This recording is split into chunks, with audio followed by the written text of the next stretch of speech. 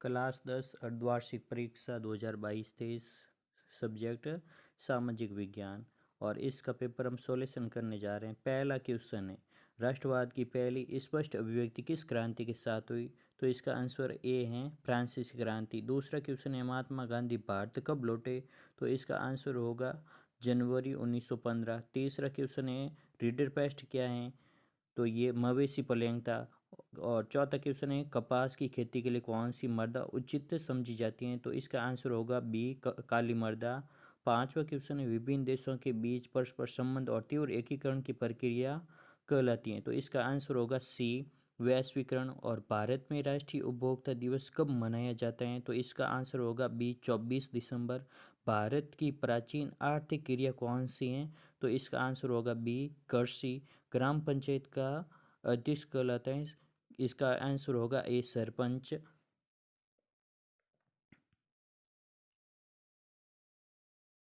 अगला क्वेश्चन होगा, भारत के कौन से राज्य में हर घर में 7 वर्षा जल संग्रह ढांचे को बनाना आवश्यक कर दिया गया है? तो इसका होगा आंसर होगा सी तमिलनाडु। विश्व विकास रिपोर्ट किस संस्था द्वारा जारी की जाती है?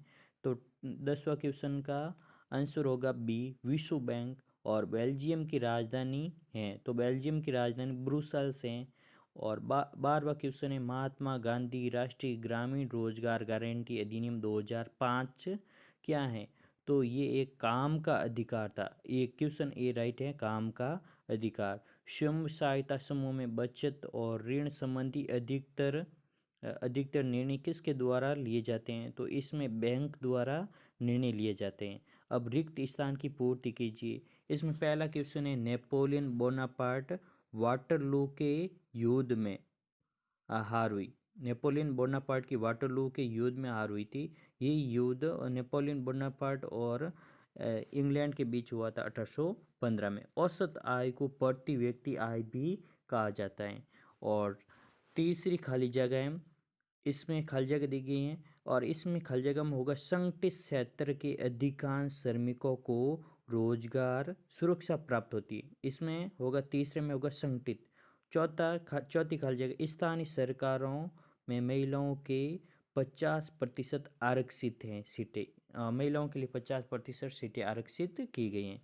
ग्राम पंचायतों को मिलाकर, अब जो ग्राम पंचायतें होती हैं उनसे मिलकर पंचायत समिति का गठन किया जाता है।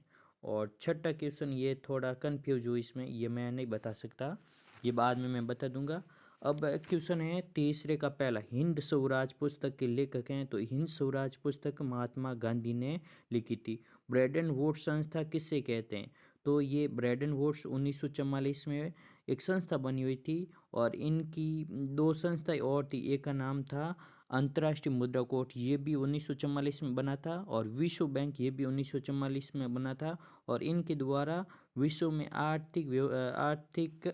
अर्थव्यवस्था से निपटना इनका प्रमुख कार्य था। विश्व में जो अर्थव्यवस्था है उनको सुचारू रूप से चलाना इनका प्रमुख कार्य था।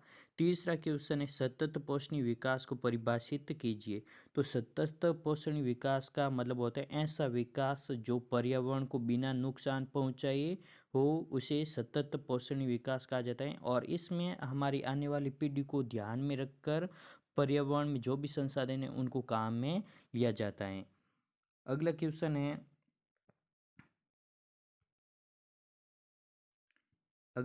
है,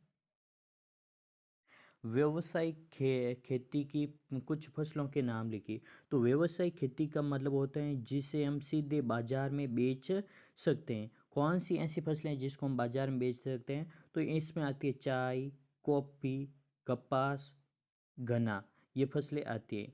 नगरीकरण किससे कहते हैं? छठा क्वेश्चन है, नगरीकरण किससे कहते हैं? तो नगरीकरण का मतलब होता है गांवों से नगरों की ओर पलायन की प्रक्रिया नगरीकरण कहलाती है। और इसकी शॉर्टकट परिभाषा है कि गांवों से जो लोग नगरों में जाते हैं उनको नगरीकरण कहा जाता है। और सातवां क्वेश्चन है, वन्य जीवों की सुरक्षा के लिए इंसान को गंभीर क्यों होना चाहिए?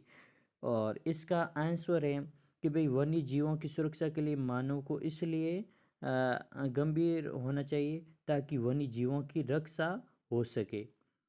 लोकतंत्र 8वां क्वेश्चन, लोकतंत्र के लिए सत्ता का बंटवारा क्यों आवश्यक है?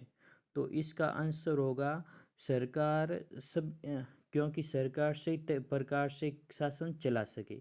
अब इस सत्ता का बंटवारा इसलिए किया जाता है कि सरकार सभी प्रकार से सरकार शासन को सही प्रकार से चला सके।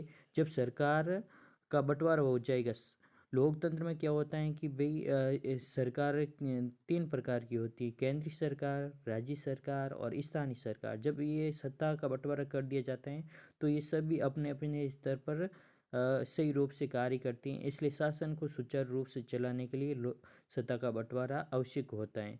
और लास्ट क्वेश्चन है, प्राथमिक क्षेत्र को कृषि या संबंध क्षेत्र क्यों कहा जाता है? प्राथमिक क्षेत्र में कृषि संबंधी क्रियाएं आती हैं और द्वितीय क्षेत्र, तृतीय क्षेत्र, ये दोनों ही क्षेत्र प्राथमिक क्षेत्र के ऊपर निर्भर करते हैं। अगर प्राथमिक क्षेत्र नहीं होगा तो ये दोनों क्षेत्र, द्वितीय क्षेत्र और तृतीय क्षेत्र, सही रूप से कार्य नहीं कर सकते हैं।